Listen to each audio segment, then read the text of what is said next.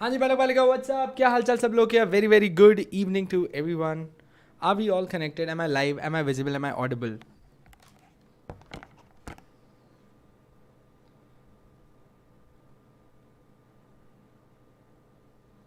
एक ही सेकंड है, बस आपके ग्रुप पे शेयर कर दूं.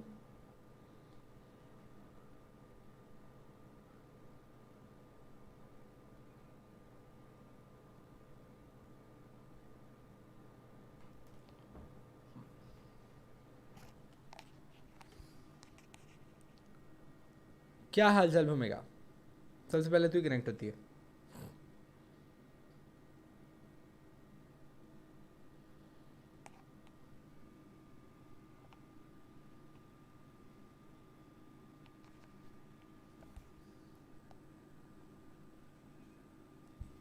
क्या mine is the last lecture? क्या सबसे एंड में मेरे होता है क्या भाई?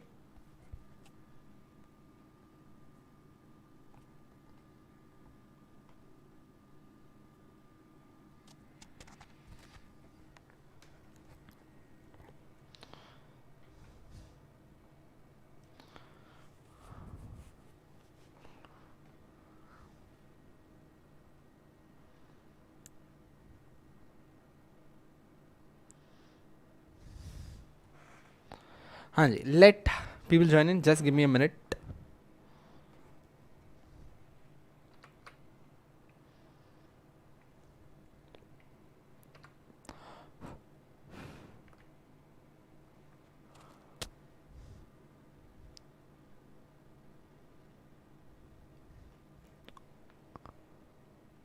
विपुल से 6 से 7 का भाई साहब, वो नेक्स्ट लेवल आदमी हो रखा है.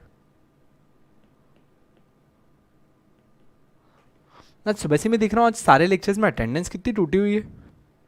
विकास भी कह रहे थे मुझे, सुस्त लोग एक दिन डेमो देखते हैं सेट हो जाते हैं. वन है क्या यार? वन के भी तो डेमो है ना, मेरे भी कल परसों है ना, कल परसों शायद तक. अच्छा कल तो इसका ये फंडिंग का. चलो भाई लोग, I think we are good to go. Let's start. See group में लिंक आ गया क्या? अब जाया गया तो गया.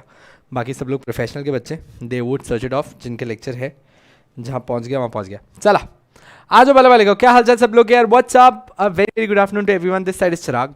We are about to start up with your lecture 2 of corporate funding and listing, जहां पे हमने रीट के बारे में स्टार्ट किया था. Obviously this is some YouTube lectures जिसके अंदर कोई अपन बहुत ज़्यादा डिटेल में इतनी बात नहीं कर पाते, बिकॉज आधा टाइम तो अपन वेस्ट कर देते हैं गपियाने में, आधा टाइम आप लोग के आने में, 5 मिनट जल्दी खत्म करने में, इन्हीं सारी चीज़ों में निकल जाता है. चलो सर, तो एक बार कल की बात कर लेते हैं. कल मैंने आपके साथ स्टार्ट किया था रीट. कल मैंने स्टार्ट किया था आपके साथ रीट, और रीट में मैंने सबसे पहली बात कही थी कि सर ये जो real estate investment trust REIT जिसकी बात आप देख रहे हो, ये भारत के अंदर बहुत ही नया कंसेप्ट है. एज अगेंस्ट अगर कहीं आप और देखोगे तो ये बहुत पहले से एग्जिस्ट करता था. जैसे फॉर एन एग्जांपल आप बात कर लो यूएस में, तो it emanated in US from 1960s. 1960s में उनकी सबसे पहली रीट आ चुकी थी. एज अगेंस्ट इंडिया, जो एम्बेसी पार्क देख रही हो 2019 में आपने देखना चालू किया एम्बेसी. तो अगर मैं एक बात कहूं कि इंडिया के अंदर और यूएस के अंदर तकरीबन तकरीबन आपको 60 साल का फर्क दिख रहा होगा. ठीक है, 60 साल का फर्क दिख रहा होगा. इतना टाइम पहले रीट ऑलरेडी आ चुकी थी, पर इंडिया के अंदर नहीं आई थी. रीजंस बहुत सारे थे. उसकी टैक्स सूटेबिलिटी, इंडिया के अंदर रीट की टैक्स सूटेबिलिटी देखने को नहीं मिलती थी बहुत easily. Over the time we grew, over the time it became better and India also saw their first read coming. कल मैंने आप लोग को बताया था कि इंडिया के अंदर अब कितनी रीच है. जल्दी से बता दो इंडिया के अंदर कितनी रीच एग्जिस्ट करती हैं फास्ट.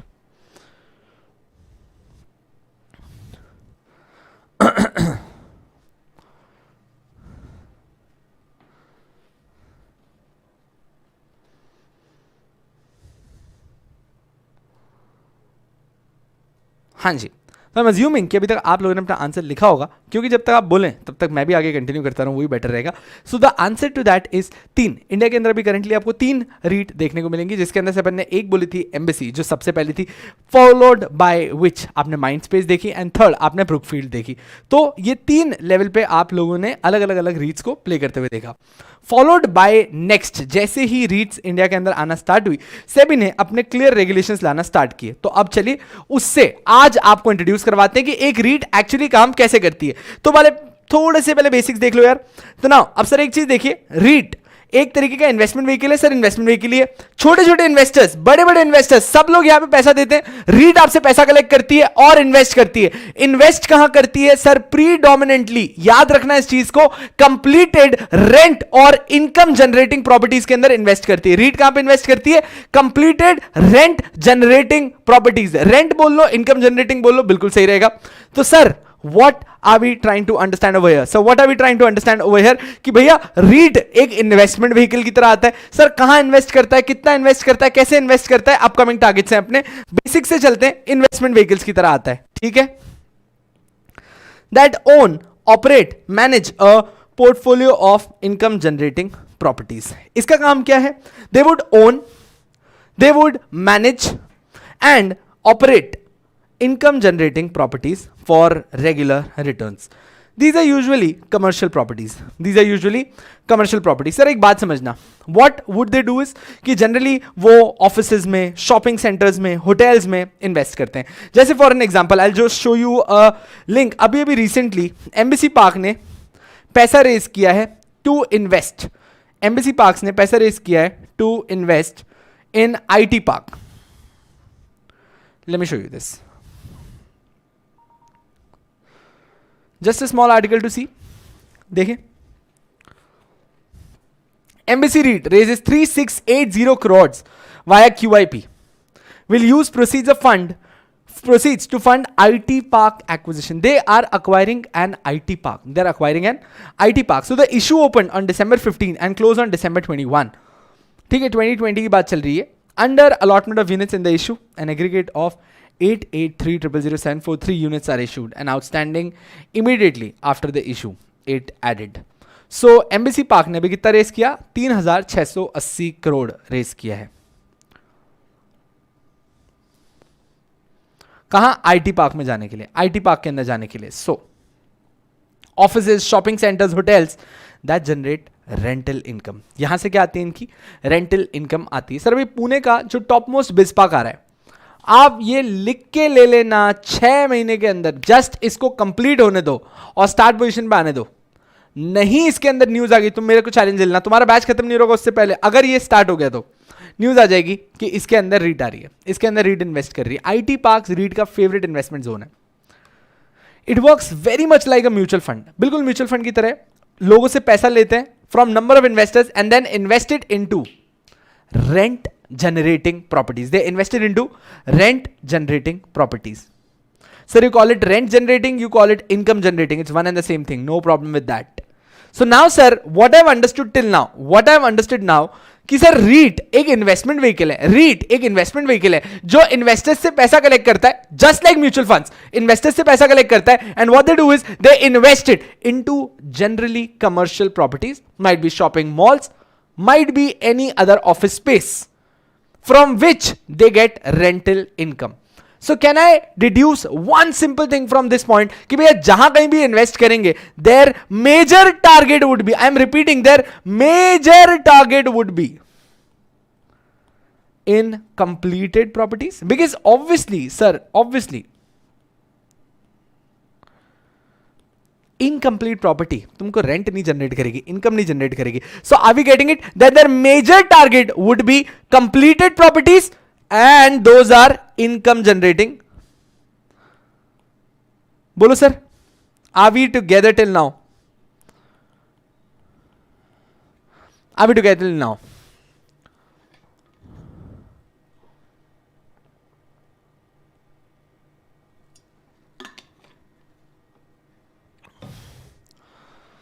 बहुत ही बढ़िया। चलिए सर आज ही मैंने कल आपको बताया था कि 3 टियर सिस्टम होता है, sponsor, fund management company and the trustee. मैंने कल आपको एक एग्जांपल भी दिया था, जैसे हम लोग एम्बेसी की बात कर रहे थे, ब्लैकस्टोन उनके स्पॉन्सर हो जाते हैं। फंड मैनेजमेंट कंपनी जो मैनेज करती है कौन सी एसेट्स में इन्वेस्ट करना है, कहां से पैसे निकाल देने, एंड देन द ट्रस्टी। ठीक है सर। अब सर देखो, it's a repetitive thing again, they would repeat this again. The real estate investment trust is an investment vehicle that invests into rent yielding completed real estate properties. ठीक है So if tomorrow you want to introduce your answer, your C point is the best to start with. Your C point is the best to start with. The REIT is an investment vehicle that invests into rent yielding completed real estate properties, which has the potential to transform the Indian real estate sector. REIT helps attracting long-term finances from domestic as well as foreign sources. This could improve fund availability. अच्छा देखो, आपके real estate sector में आपके builders के लिए बहुत अच्छी चीज़ है. फंड अवेलेबिलिटी बहुत ईजी हो जाती है क्योंकि REIT क्यूरेटेडली पैसा लेके आपके पास आ जाता है to real estate developers and reduce some burden on completed assets by allowing owners of such assets to raise capital from investors and against issue of units. तो बहुत ईजी हो जाता है आपके लिए यार, बहुत ईजी हो जाता है आपके लिए. ये इंप्रूव करता है फंड अवेलेबिलिटी कैसे? It reduces some burden on the completed assets by allowing owners of such assets to raise capital from investors against the issue of units. Sir आप इसको ना एक बार ऐसे भी देखिएगा, जस्ट रिमूव REIT. अभी recently I was watching throughout a project, let be it was a project of Marvel's जो 2017 में कंप्लीट हो जाना चाहिए था, but because of some lack of fund availability probably the project was not that lucrative, it was not attractive enough that it shut down and the builder was almost on the verge of bankruptcy and it couldn't function and the building was on halt. अगर ज़्यादा दिन ऐसा ही रहता, builder के ऊपर cases आते, भाई साहब जितने लोग थे वो सुसाइड कर लेते क्योंकि उनके घर फंस गए थे बीच में and what not. Again they got funded और उनका प्रोजेक्ट वापस से स्टार्ट हो गया. So now what am I trying to say that even builders at many times are into a fuss जहां पे वो लोग एग्जिट नहीं ले पाते, जहां पे उनके पास पैसा नहीं अवेलेबल होता अपने आगे के प्रोजेक्ट्स को कंप्लीट करने के लिए. तो REIT ऐसी बात नहीं है कि सिर्फ कंप्लीटेड प्रोजेक्ट्स में इन्वेस्ट करती है, वो कभी कभार इनकम्प्लीट प्रोजेक्ट्स में भी इन्वेस्ट करती है. तो अभी एक छोटी सी लाइन मेरी तरफ से यहां पे लिख के रख लेना, REIT dominantly invests into complete real estate projects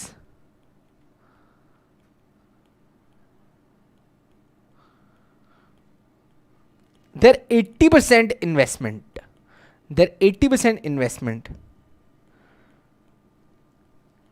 should be in completed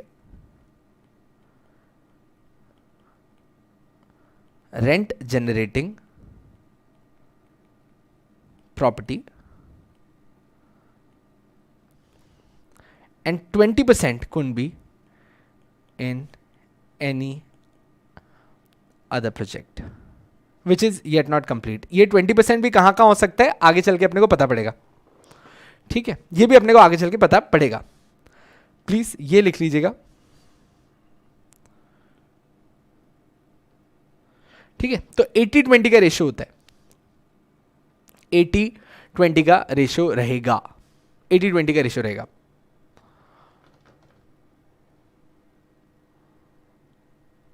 बहुत ही बढ़िया. Further for the investors, the REIT can provide a new investment vehicle with ongoing returns, elevated transparency and governance standards. It emanated, चले ये history का part है, इसके अंदर कोई अपने को बहुत ज़्यादा प्रेशर लेने की जरूरत नहीं है. It emanated in the USA in 1960s as a tax transparent collective investment vehicle. तो सबसे पहले टैक्स बेनिफिट देता हुआ यूएस में 1960s के अंदर ही आया था. In India, SEBI had introduced real estate mutual funds pursuant to recommendation of AMFI, यानी कि association of mutual fund of India. तो भैया देख लो इधर, इंडिया के अंदर सेबी ने इंट्रोड्यूस किया था रियल एस्टेट म्यूचुअल फंड्स को, रियल एस्टेट म्यूचुअल फंड्स को. Committee in 2008. In 2013, a regulatory framework was once again put in on public domain. The major concern surrounding the viability of REIT in India was the non-availability of tax pass-through status. So until 2013, the major concern जो था वो था आपका tax pass-through status. मतलब इनको कोई tax benefit नहीं मिल रहे थे, इनको कोई टैक्स बेनिफिट नहीं मिल रहे थे. इट वॉज मतलब जो भी इनकम REIT ला रही थी उसको वहां पे टैक्स पे करना पड़ रहा था, उसके बाद इन्वेस्टर्स तक जा रहा था. However by virtue of the finance act 2014, so it was in 2014 the ministry of finance provided tax incentives to the scheme. तो tax incentives to the scheme तब आए थे. अच्छा एक सेकेंड, एक चीज प्लीज याद रखना, ऐसा नहीं है कि जो ये टैक्स एग्जेम्पशन है, जो टैक्स पास थ्रू स्टेटस है, ये पहली बार इधर ही देखा गया होगा। टैक्स पास थ्रू स्टेटस 2005 से भी होगा, ठीक है। तो ये पहले से ही एआईएफ रेगुलेशंस के अंदर टैक्स पास थ्रू स्टेटस पहले से ही था। आप चाहे 2012 के रेगुलेशंस देख लो, कोई भी सर्च कर लो, हर जगह टैक्स पास थ्रू स्टेटस पहले से था। यहां पे रीट को 2014 में मिला था tax pass through status. SEBI acted proactively after the announcement of budget and SEBI approved the REIT regulation, and thereafter you had your REIT regulations. बहुत ही बढ़िया। So SEBI on the 26th of September 2014 finally notified the final regulations, and then came your final regulations. SEBI Real Estate Investment Trust Regulation 2014, ठीक एकदम। SEBI Real Estate Investment Trust Regulation 2014 आ गए। अच्छा, अब sir देखें यहाँ पे, REIT in India would issue securities. Sir REIT अपनी securities issue करेगी which would be listed on stock exchange. सबको अच्छा, REIT has to be mandatorily listed.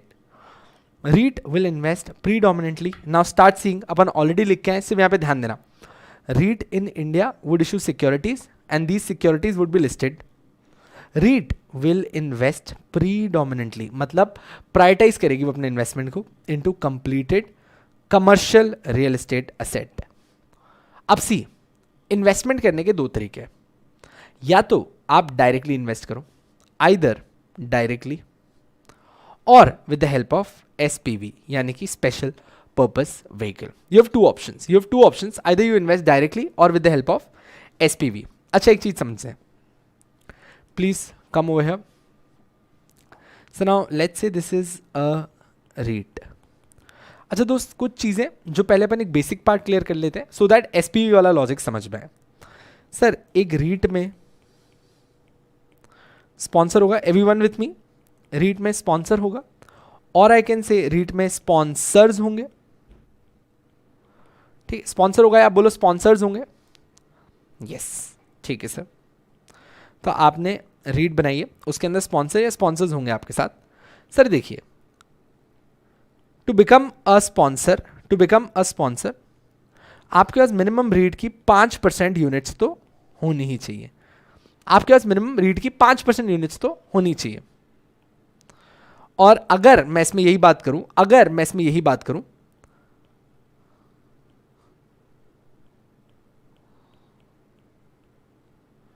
Total sponsor group के पास कितना होना चाहिए? सो इंडिविजुअल स्पॉन्सर के पास 5% और टोटल स्पॉन्सर ग्रुप के पास 25% ऑफ द आउटस्टैंडिंग यूनिट्स होना ही चाहिए। 25% ऑफ द आउटस्टैंडिंग यूनिट्स होना ही चाहिए। प्लीज मेरे साथ ध्यान देना वापस से। सर एक रीट में इंडिविजुअल स्पॉन्सर के पास कम से कम 5% यूनिट्स और क्यूमुलेटिवली कम से कम, मिनिमम कह रहा हूं, 25% यूनिट्स होनी चाहिए। मिनिमम 25% होनी चाहिए। सर देखिए, ये जो लिमिट है ना, ये इनिशियल 3 इयर्स के लिए होती है। ये इनिशियल 3 इयर्स की होती है। सर जैसे ही 3 साल कंप्लीट हो जाते हैं, उसके बाद अगर आप चाहो तो स्पॉन्सर ग्रुप,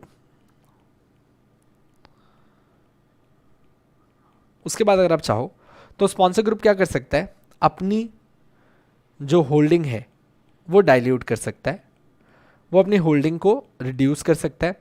पर याद रहे, एट ऑल टाइम्स स्पॉन्सर्स के पास at least 15%, at all times sponsors के पास at least 15% of the outstanding units तो होनी ही चाहिए।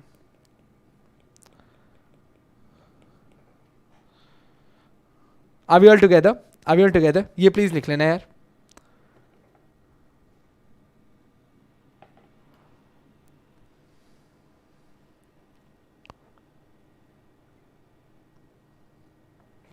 Perfect, Bhumika. So, if you want, just for clarification, first 3 years,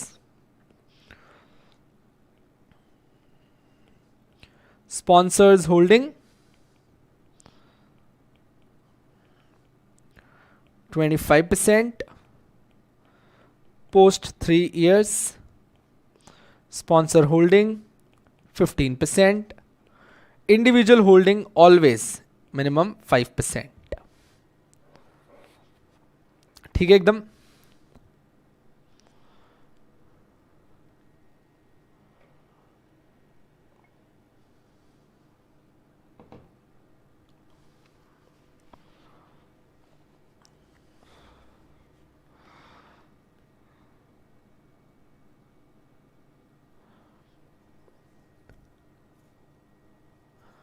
perfect. अच्छा अब इधर देखें, अब ये एक रीट है, ये एक रीट है, इसमें स्पॉन्सर होल्डिंग है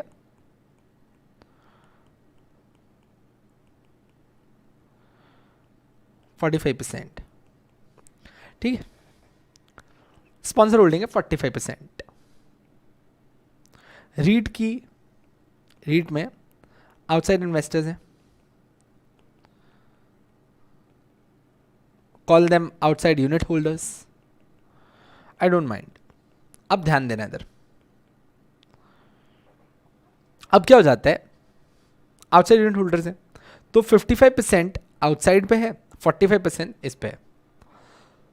अगर एक रीट को कोई भी फंड्स रेज करने हैं, अगर कोई भी फंड्स रेज करने हैं, बहुत ध्यान देना, बहुत ध्यान देना, बहुत ही काम का लॉजिक है, बहुत काम का कंसेप्ट है, आधे लोग कुछ भी बोलते हैं इसमें, सुनना। ये सर रीट को फंड रेज करना है, रीट को फंड रेज करना है। अच्छा जाहिर सी बात है, अगर रीट फंड रेज करने जाएगी तो इसके स्पॉन्सर का जो कंट्रोल है वो डाइल्यूट होना स्टार्ट होगा, ऑब्वियस है, इसके स्पॉन्सर का कंट्रोल डाइल्यूट होना स्टार्ट होगा। अब ये फंड रेज करके ऑब्वियसली इन्वेस्टमेंट करेगी। ठीक है, क्या यहां तक सब मेरे साथ हो? ये फंड रेज करके इन्वेस्टमेंट करेगी, this is a REIT, fund raise किया जिससे इनकी यूनिट्स डाइल्यूट होंगी और उससे ये इन्वेस्टमेंट करेंगे। This is what they are going to do. But now understand, when they do this direct investment, तो हो क्या रहा है, इनको बार बार अपनी यूनिट्स डाइल्यूट करनी पड़ रही है, कंट्रोल डाइल्यूट करना पड़ रहा है। तो उससे अच्छा ये लोग क्या करते हैं ना, लॉजिक ही यही होता है कि कभी भी अगर कोई एसपीवी बना देता है, स्पेशल पर्पस व्हीकल बना लेता है, या होल्डिंग कंपनी की मदद लेते हैं, एसपीवी या होल्डिंग कंपनी की मदद लेते हैं, तो ये लोग क्या करते हैं, सर ये जो रीट है ना, ये क्या करती है, इस एसपीवी की 50% यूनिट्स अक्वायर कर लेती है। क्या करती है, इस एसपीवी की 50% यूनिट्स अक्वायर कर लेती है और इस एसपीवी की यूनिट्स को मार्केट में सेल कर देती है, इस एसपीवी की यूनिट्स को मार्केट में सेल कर देती है। अब सर दिमाग लगाना, क्या इससे जो हमारी मेन स्पॉन्सर ग्रुप की होल्डिंग थी इस रीट के अंदर, वो डाइल्यूट होने से बच गई? वो डाइल्यूट होने से बच गई? Did you get the point? बात समझ आई? जैसे ही इन लोगों ने डायरेक्ट इन्वेस्टमेंट ना करके एक एसपीवी बनाई या एक होल्डिंग कंपनी फ्लोट करी, जिसके अंदर इन लोगों ने 50% कंट्रोल ले लिया, 50% कंट्रोल ले लिया। अब ये क्या करते हैं, इसकी जो रिमेनिंग यूनिट्स होती हैं उसको आराम से मार्केट में सेल करते हैं और पैसा रेज कर लेते हैं। फायदा क्या होता है, इससे स्पॉन्सर ग्रुप की होल्डिंग डाइल्यूट नहीं होती है, इससे स्पॉन्सर ग्रुप की होल्डिंग डाइल्यूट नहीं होती है। Got the point? अब समझो, अब इस लाइन को समझो, देखो यहां पे तुमको काफी जस्टिफाइड फील आएगा। अब इतनी सी बात को समझने के लिए बहुत जोर लगाया अपन ने, देखें ध्यान देना। Sir REIT in India would issue securities which would be listed, REIT securities issue करेगी जो स्टॉक एक्सचेंज पे लिस्ट होती है। Now the REIT will invest predominantly in commercial completed rent generating assets either directly or through SPV. You got the logic? Why they invest through SPV? जल्दी बोलना, why they invest through SPV? Yes, and please एक चीज को बड़ा clear कर लेना, many people say that they invest through SPV to control, ऐसा कुछ भी नहीं होता। ठीक है, कंट्रोल का कोई ऑब्जेक्टिव ही नहीं है, कंट्रोल का कोई ऑब्जेक्टिव ही नहीं है, ये बिल्कुल ही गलत वर्ड है। ठीक है, कंट्रोल नामक कोई चीज के ऊपर नहीं होते वो, उनका काम था डाइल्यूशन से बचना। ठीक सर, डन। अच्छा, इनिशियली ये पहले की लाइन है, अब अपने लिए काम की नहीं है। REITs were plan to be available only to high net worth individuals. पहले सिर्फ हाई नेटवर्थ के लिए रहती थी, 2-2 लाख रुपए का मिनिमम इन्वेस्टमेंट होता था. An institution to develop the market. Gradually, they will be available for retail, but now they are available. Please do it. They are available for retail, individual investors as well. ठीक है, एक यहाँ पे थोड़ा सा एक नोट बना लेना. अब एक इंडिविजुअल इन्वेस्टर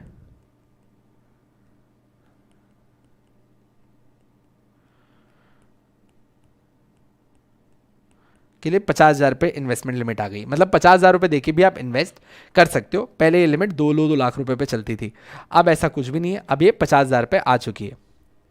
बहुत ही बढ़िया, सुपर प्राउड ऑफ यू यार. ठीक है, तो now they are open to retail investors as well. ठीक है, we don't want to see the structure right now, we have ample amount of things to do. Now let's see are we all together in this.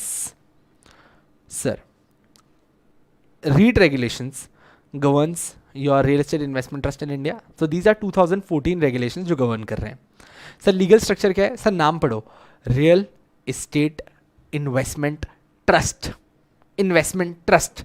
So legal structure is trust which is set as per the Indian trust act 1882. ठीक है sir. Sir parties to the REIT कौन सी होती है?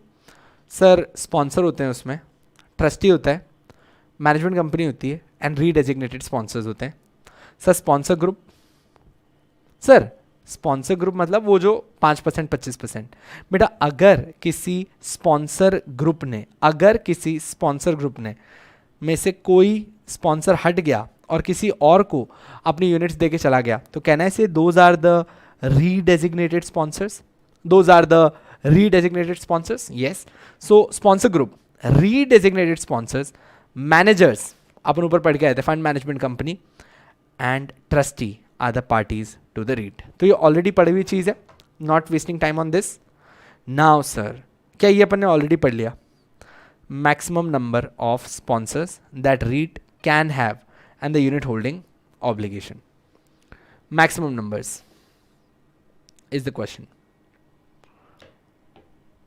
Let's see.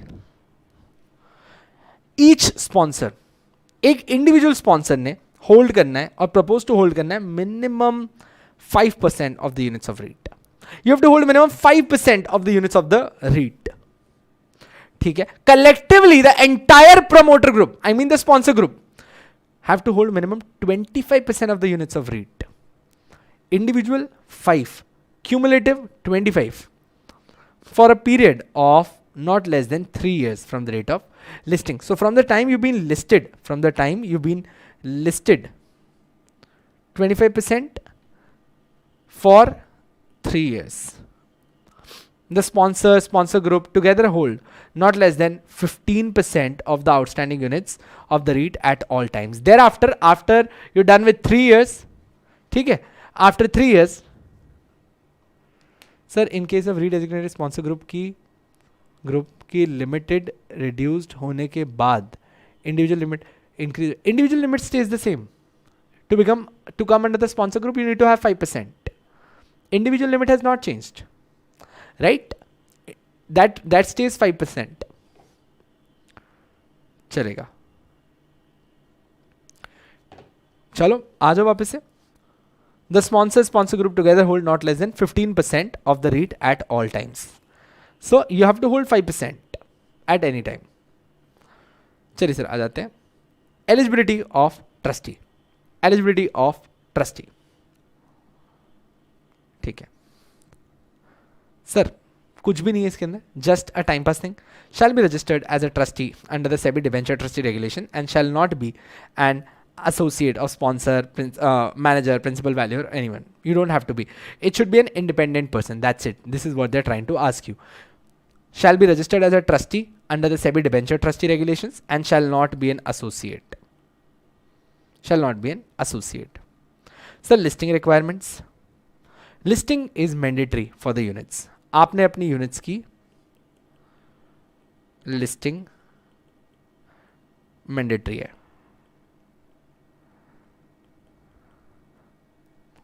आपकी units की listing mandatory है. Now, investment conditions. 80% investment condition is, क्या ये बात अपने को ऑलरेडी पता थी? at least 80% of the value of the REIT assets need to be in completed. अब देखो, they've used this word revenue generating properties. So call it revenue generating, call it income generating, call it rent yielding. Stays the same.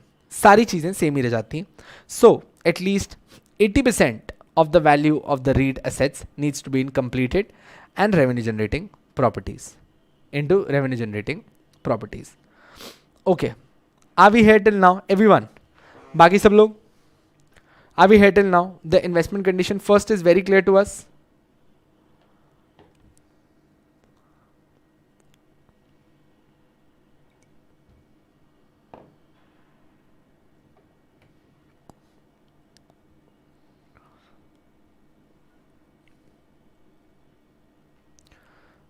Just a second, मेरा net अटक रहा है.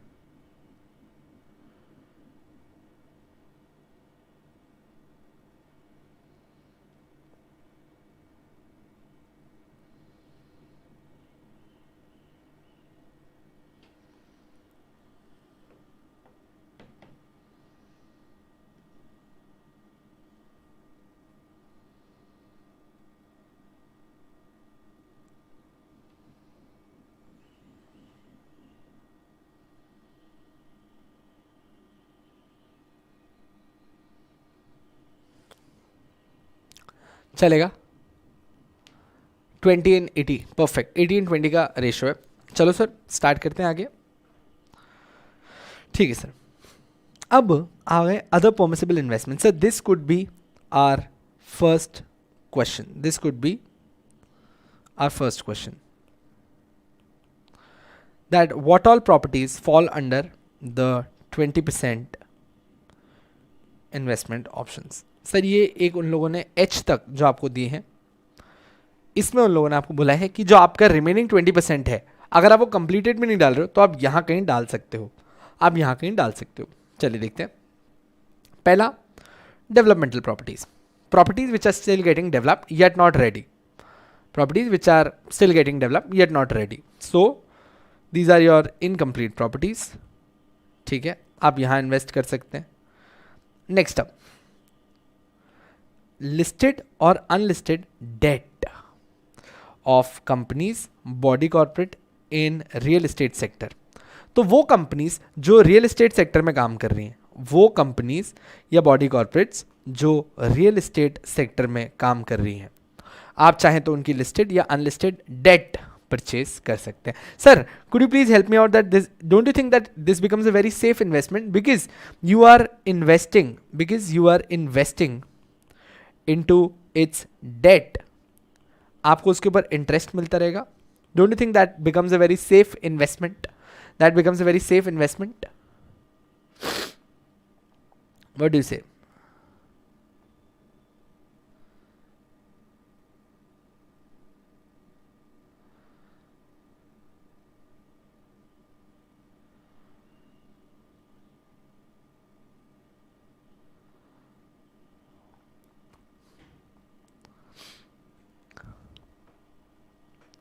Right. चलो अब आती है आपकी मॉर्गेज बैक्ड सिक्योरिटीज. परफेक्ट. अब देखते हैं आपकी मॉर्गेज बैक सिक्योरिटी. अच्छा, मॉर्गेज बैक सिक्योरिटीज के अंदर कुछ भी नहीं हो रहा. अब अगर तुमको मैं एक नॉर्मल बात बोलूं, मान लीजिए probably I want to buy a house, right? I want to buy a house. I went down, I purchase the house. I wanted money.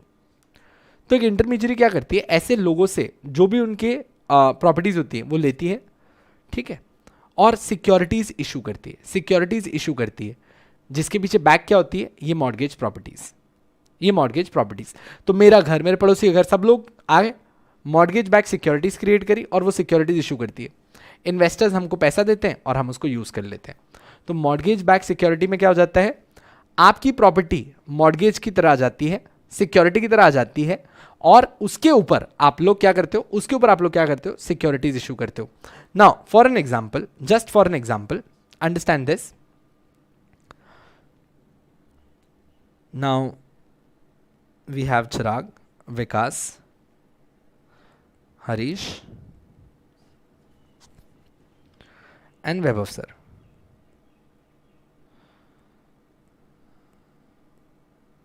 ठीक है, we all are there and हम लोगों ने एक एक प्रॉपर्टी खरीदी,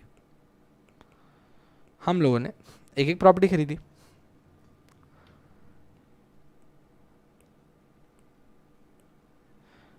done. Now we went down to take loan. अच्छा, loan ले रहे हैं, बैंक में बहुत कॉम्प्लिकेशंस है, तो लोन की जगह क्या हम ऐसा कर सकते हैं कि हम बैंक को बोलें that you turn out to be an intermediary for us, और बैंक क्या करती है, ये सारे मॉर्गेजेस को कलेक्ट करती है,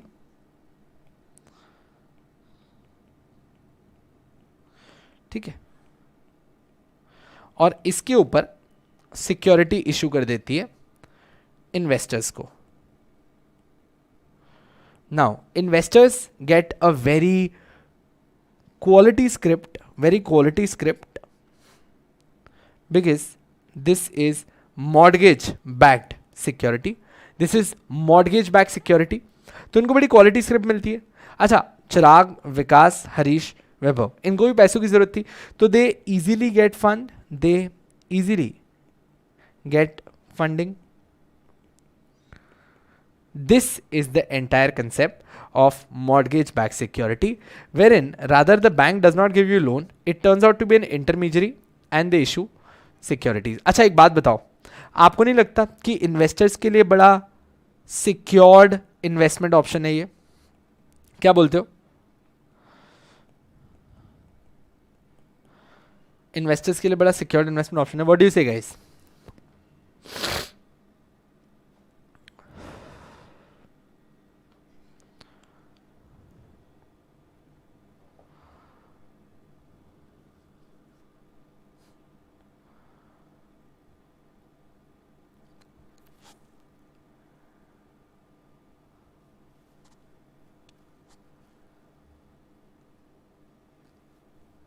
परफेक्ट। अब ये भी एक बहुत ज़्यादा सिक्योर्ड इन्वेस्टमेंट ऑप्शन हो गया, ये भी बहुत ज़्यादा सिक्योर्ड इन्वेस्टमेंट ऑप्शन हो गया। And dude, this is what they are trying to achieve.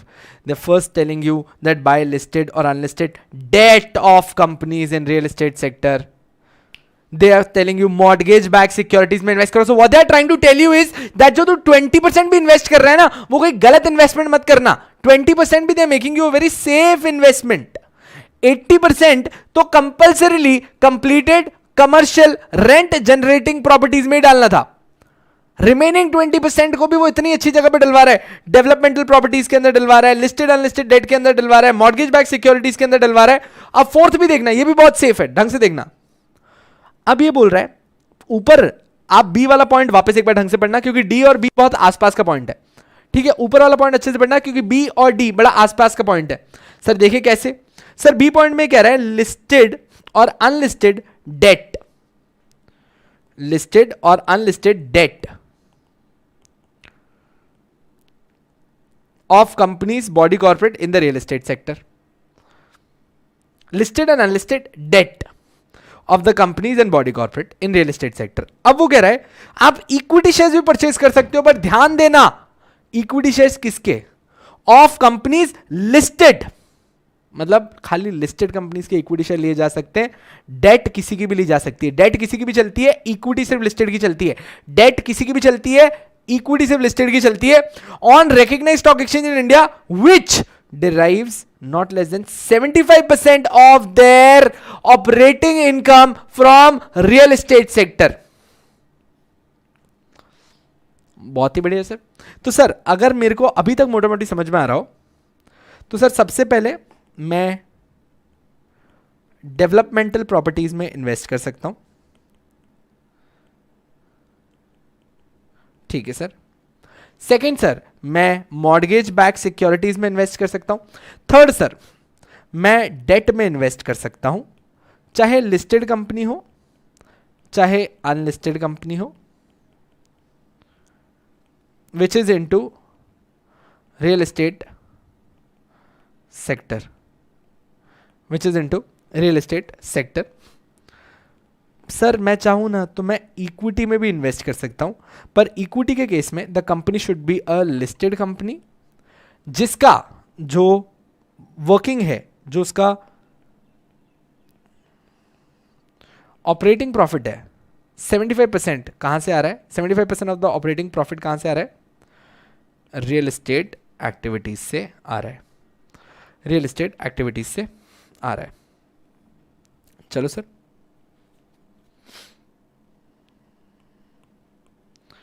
Done.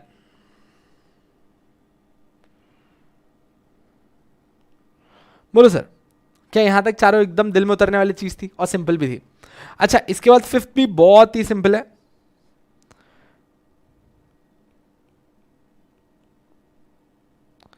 Government securities, safest investment, कभी मना नहीं करता कोई आपको गवर्नमेंट सिक्योरिटीज के लिए।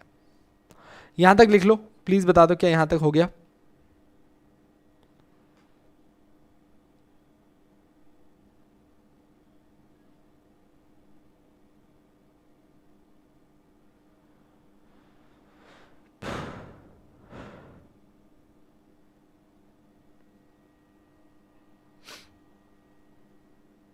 चलिए,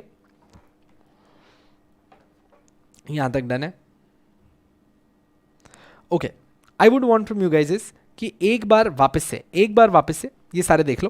we are almost towards the end, मतलब सिर्फ 2-3 और बचे। सिर्फ एक बार और देख लो यहां तक। क्या ई तक अपन लोग एकदम क्लियर हैं? क्या ई तक अपन एकदम क्लियर हैं? I till that time will open. अरे यार एक second, I am sorry, I forgot to make you read it.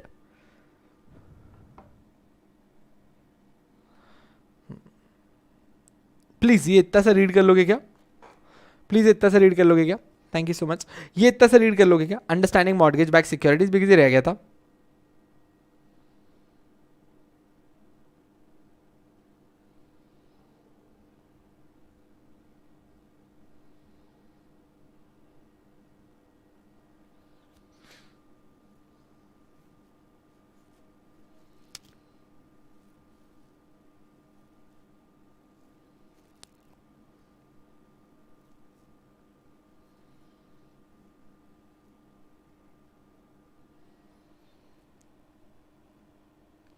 ये सब पूर्वा, एक ही सेकंड में वापस समझाता हूं, जब तक सिर्फ 1 मिनट ये रीड कर लेना। यहां बस इतना से और पढ़ना है।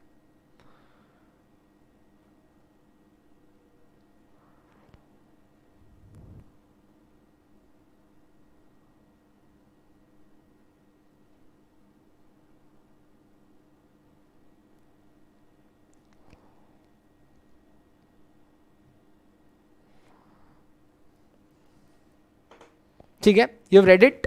चलो अब कुछ मस्त चीज सिखाता हूं तुमको नया। ठीक है, अपूर्व कह रही है कि सर एक बार खाली वो इक्विटी वाला पॉइंट वापस समझा देना। आ जाओ अपूर्व, ये देख लो भाई इक्विटी वाला। अपूर्व टेल मी, ऐसा do not be bullish, just एक चीज, व्हाट इज मोर अग्रेसिव, मतलब what is more risky, equity और debt? What is more risky, equity or debt?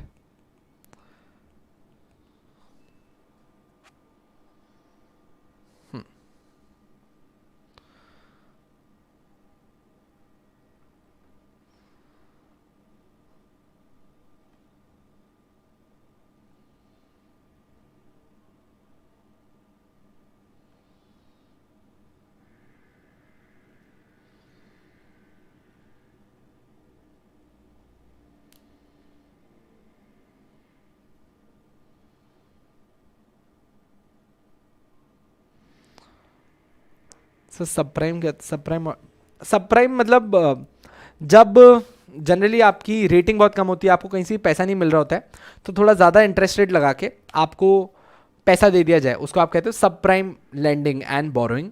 तो जब किसी को ऐसे नॉर्मली पैसा नहीं मिल रहा हो तो मॉर्गेज बैक सिक्योरिटीज से सब प्राइम लेंडिंग के थ्रू भी पैसा मिल जाता है। ठीक है, इक्विटी इज मोर रिस्की। तो वो क्या बोल रहा है, since equity is more risky, तो मैं ऐसे केस में आपको अनलिस्टेड कंपनीज के अंदर इन्वेस्ट नहीं करने दूंगा। मैं ऐसे केस में आपको अनलिस्टेड कंपनीज के अंदर इन्वेस्ट नहीं करने दूंगा। डेट इज मोर सिक्योर्ड, तो डेट के केस में चाहे लिस्टेड हो या अनलिस्टेड कंपनी हो, it doesn't matter to me, you can invest into that debt. ठीक है, जो रियल एस्टेट सेक्टर के अंदर है, जबकि अगर आप इक्विटी में इन्वेस्ट करना चाहते हो तो the company should be a listed company, one, and at the same time listed company होनी चाहिए, and at the same time second, 75% of their operating income should be from real estate assets. अभी ठीक है पूर्वा?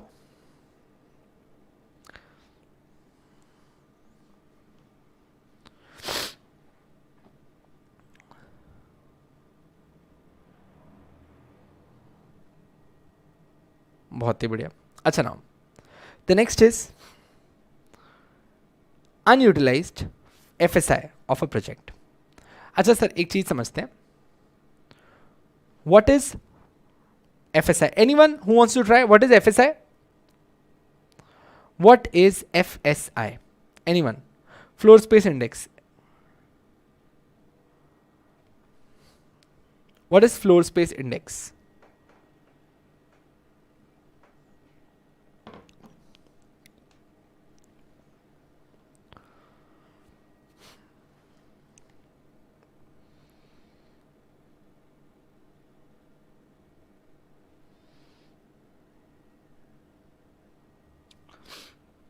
ठीक है, जब तक आप इसे बताएं मैं लिख देता हूं, क्योंकि अभी तक आप तक आई होगी मेरी बात. फ्लोर स्पेस इंडेक्स का मतलब होता है आपका मैक्सिमम एरिया जहां पे आप कंस्ट्रक्शन कर सकते हैं.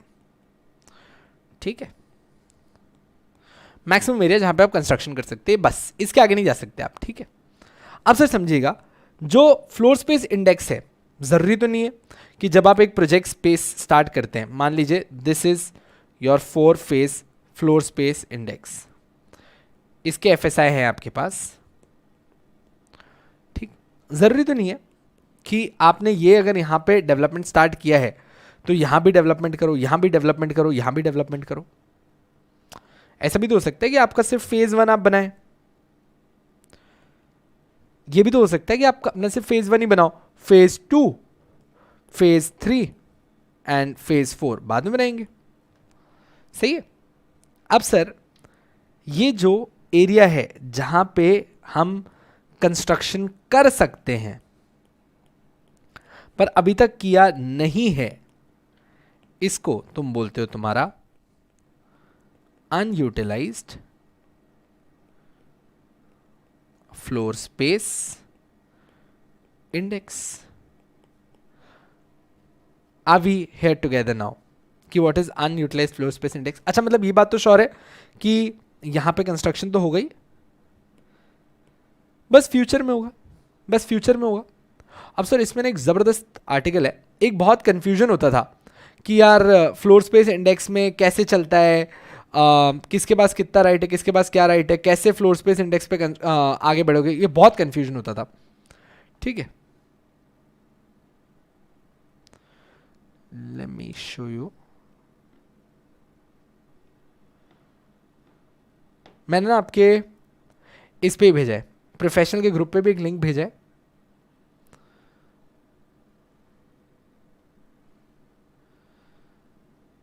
देखिए, आपके ग्रुप पे भी मैंने अभी जैसे एक लिंक भेजा है.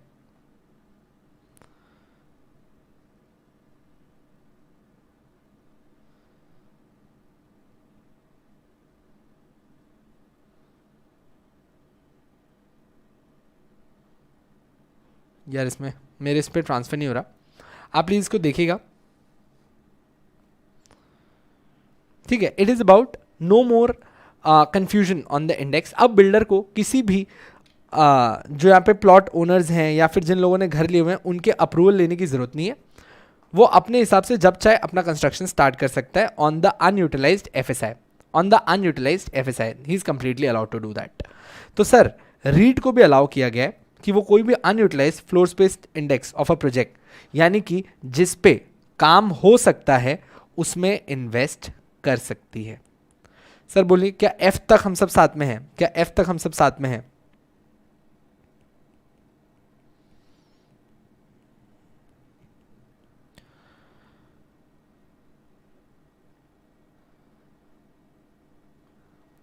ठीक है, एफ तक अपन सब साथ में.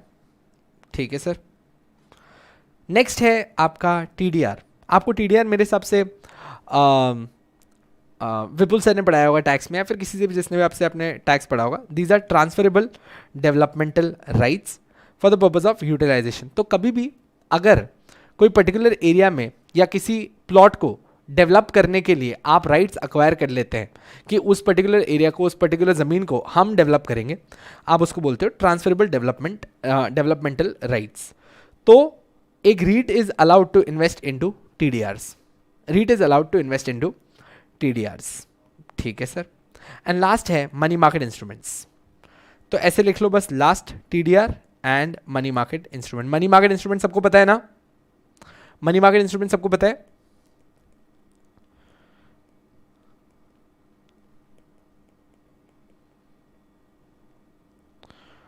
सर दिस इज द रीम जहां पे 20% वाले इन्वेस्टमेंट्स आते हैं। बोलो भाई, यहां तक सब मेरे साथ हैं, यहां तक सब मेरे साथ हैं।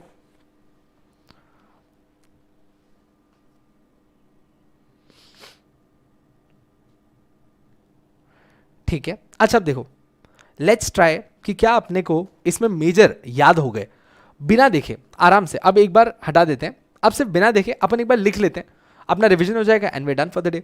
Please help me out with the REIT investment policy,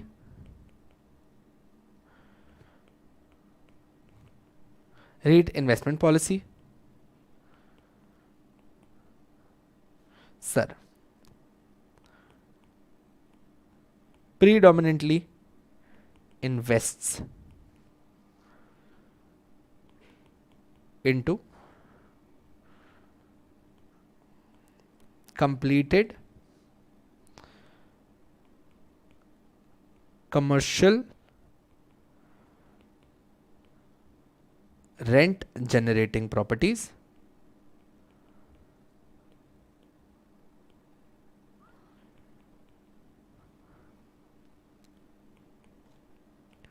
that is 80% of the total investment.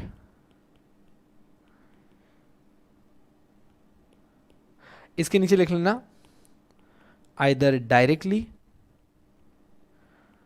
or through SPV, either directly or through SPV। ये आपका फर्स्ट पार्ट बन गया, ये आपका फर्स्ट पार्ट बन गया, बहुत ही बढ़िया। एक छोटी सी चीज करेंगे और खत्म है।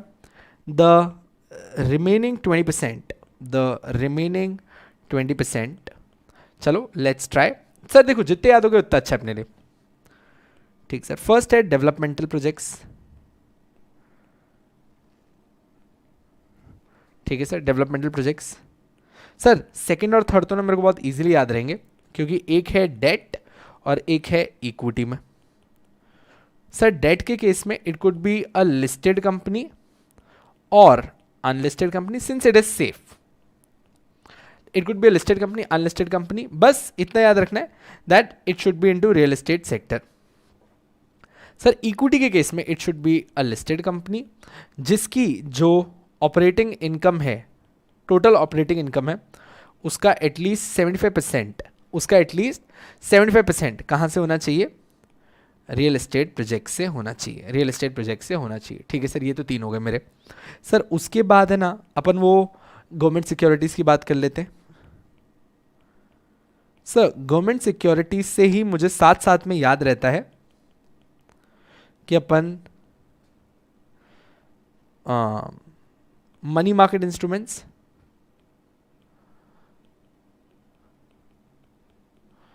और अदर कैश इक्विवेलेंट्स में भी इन्वेस्ट कर सकते हैं। तो सर डेवलपमेंटल हो गया, डेट इक्विटी हो गया, गवर्नमेंट सिक्योरिटीज हो गया, मनी मार्केट हो गया। सर उसके बाद गवर्नमेंट का नाम लिया है तो मुझे टीडीआर्स की याद आ गई, उसके बाद मुझे टीडीआर की याद आ गई। अच्छा सर टीडीआर्स के साथ साथ मेरे को याद आया वो unutilised floor space index, unutilised floor space index. चलो sir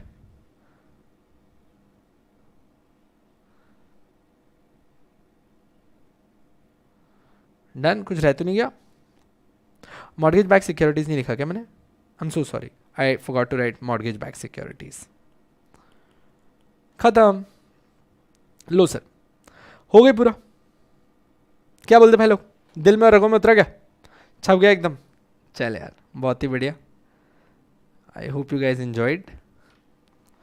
that's your REIT investment policy दोस्त, that's your read investment policy.